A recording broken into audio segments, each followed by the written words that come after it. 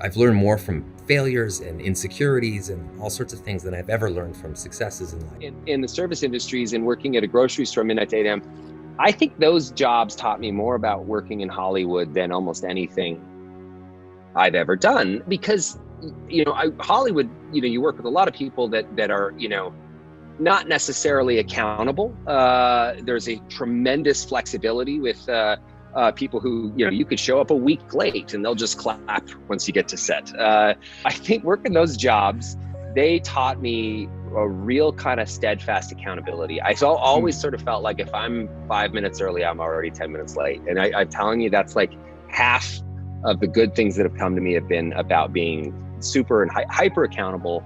And that also creates it infuses some gratitude for the position that you're in, and understanding the position that you're in is sort of a fleeting thing. It doesn't last. And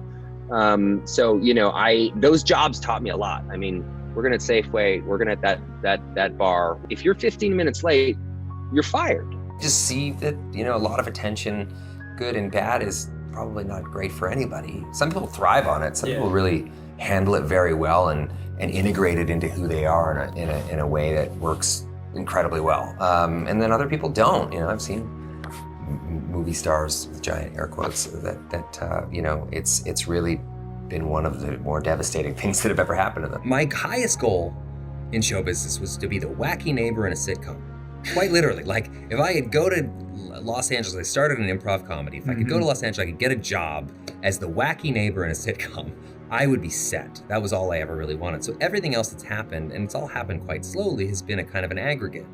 If you want to call it fame or any of that stuff, it's always been very slow. I didn't become totally dysfunctional by Hollywood, which is, something that I don't know if it speaks to my character, but it's easy for that to happen. Yeah. I've been doing it for 25 years. Of course. I've seen it happen all around me. So it's a tough thing, man, when you're in the spotlight in any way, to kind of keep your stuff together. So Yeah, I've had anxiety my whole life, really.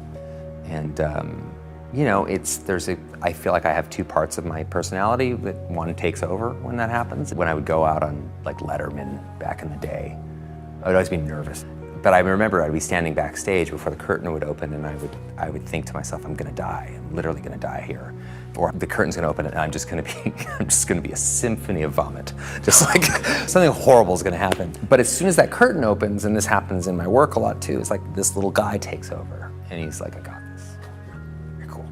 I feel like my heart rate drop and my breathing calm, and I just kind of go out and I'm this different person. No matter how many years you do something, you don't get jaded, you're passionate about it, you love it, and it spoke to so much of what I love about this industry, even though it's very easy to find so many things that are detestable about it. There's truly great people that work in it, and artists and people that are, living, breathing human beings, not just sort of products that we've created. I just love that. That to me was a huge lesson.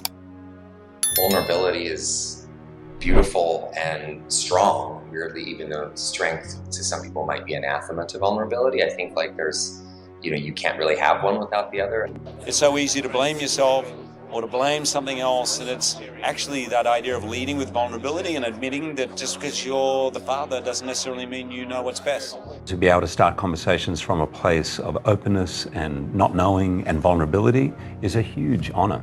I think we're sort of entering an age where, people don't talk about this. I mean, my father's generation, they never talked about mental health or what was going on inside. It was just bottle it up, and, and the younger generations, and hopefully my kids and their kids will, have more open dialogues about this kind of stuff. And that's kind of the way out, is to feel. I always found like when you feel like you're not alone in something, for some reason you can recover a lot faster, or you can see the light a little bit faster.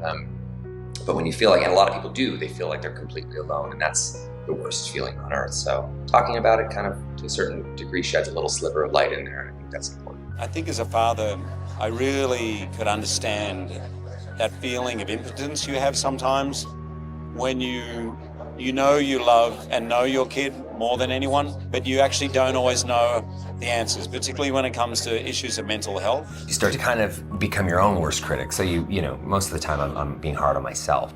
And I was like a real introvert as a kid. I did not like school. I did not like the social pressures. I didn't like the dynamics. Yeah, I think my 12-year-old self would be proud of me because I do this thing in a way that has some integrity. I like to think that 12-year-old would look at where I'm at and we're doing all right, I think.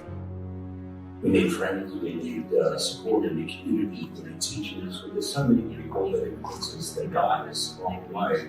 That really leading with that vulnerability leads to the possibility of really actually being able to understand and empathize with those people around you, to walk in their shoes and have real honesty. Never worry alone. That we're all in the same boat. That this mental health issue is a crisis everywhere in the world. And no one has a view to it. Everybody knows somebody, if they're not dealing with it themselves or close to them. This is something that we need to talk about.